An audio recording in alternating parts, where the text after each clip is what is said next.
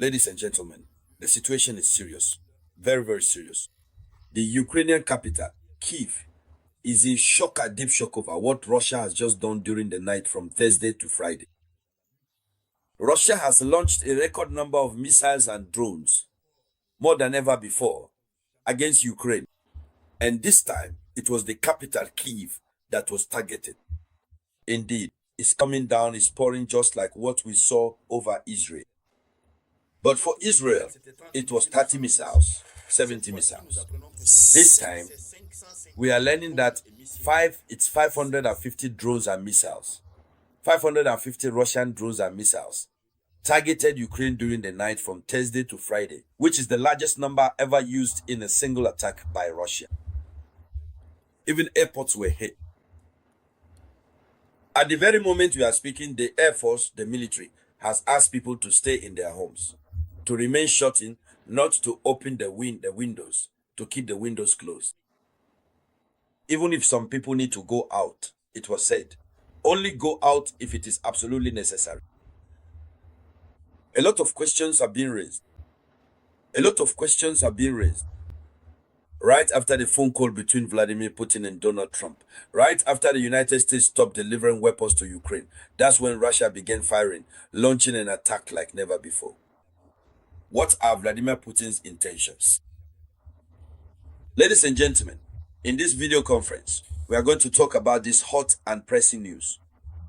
But before we continue, I ask you to share this video conference as much as possible.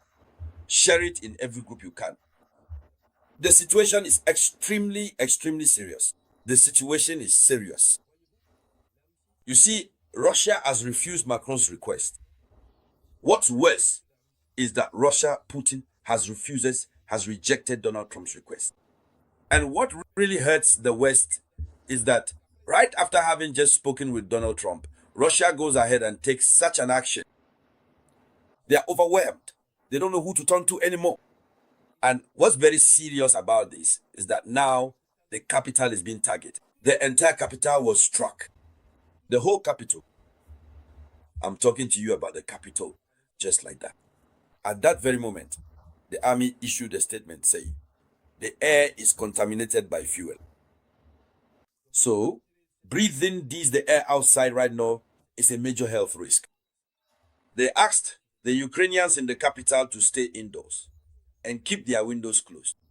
Let's go deeper into this. According to initial findings, the railway infrastructure of industrial facilities has been seriously damaged. Seriously. That means the railway tracks have been damaged. We also have damaged industrial facilities. The air contains a high concentration of combustion products. The air contains a high concentration of combustion products. The authorities in Kiev have called for windows to be closed. That's according to official information. And Ukrainian sources describe the attack as a night of hell. Ukrainians have never experienced a life like this, a night like this. They are the ones who gave this night its name here, night of hell. In other words, as if you spend the night in hell. What does that mean? Yes, the night was endless. It was just bombing. All you could hear was boom, you saw the flashes of light. And then all around, it started to smell really bad. Yes. I wonder. So Russia wants to take back the capital. Because if the capital is taken, the rest of the territory is finished. So Russia wants to speed things up quickly. If the capital is occupied, the regime overthrown is over. Russia will no longer need to nibble away at the territories bit by bit. So according to the data, the first strikes were carried out on the airport, Borispil Airport and Zuliani Airport on the right bank of Kiev. So 2 airports were hit. 2 airports. That is to disrupt the entire Ukrainian transportation system. Totally paralyzed all of Ukraine. That means what Russia was doing at the beginning, that might have been just for fun or a little exercise. Now Russia is moving on to serious matters to show its true face. Yes. So Kinzhal and Iskander missiles were launched. Kinzhal, Iskander. You know that the Kinzhal missiles were later modified to give rise to the Orashnik.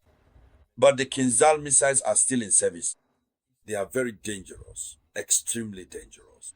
What about them? Or at least, without talking to me about the Iskander. The Iskander, which is manufactured and designed to be able to penetrate concrete walls. It was with the Iskander that Russia struck the training center where NATO officers were there training Ukrainian unit commanders. Yes, I'm telling you, the situation is serious. 2 airports were hit. This is very, very serious. Russia has never acted like this before. So, according to experts, the second battery of the Patriot complex located in Boryspil was hit. So a battery of the Patriot defense system was also struck. Yes, Russia is no longer joking around. Meanwhile, today, the 4th of July 2025, Volodymyr Zelensky will have to call Donald Trump to speak with him. And so, I'm telling you, it's complicated. Yes, it's very complicated. And it's worth noting that the Kinzhal missiles, the Iskander missiles, plus the drones were launched after the air defense was taken out. The geraniums, which are there to defend the sky over the capital itself, were eliminated. And then Russia started to rain down fire. You only see lights. Yes, it's a strange sight, beautifully sad. Yes, a spectacle of misfortune. I'm telling you, the world is wondering, what are Vladimir Putin's real intentions now? This is a response from Vladimir Putin. It seems to be a response from Vladimir Putin to Donald Trump, who said he was disappointed in him.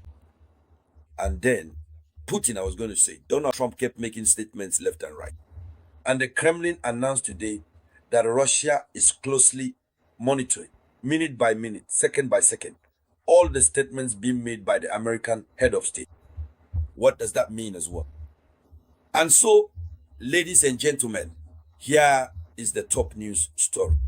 Thank you for sharing it as much as possible. I'll be back with more information shortly. That was the voice of your one and only Samurai.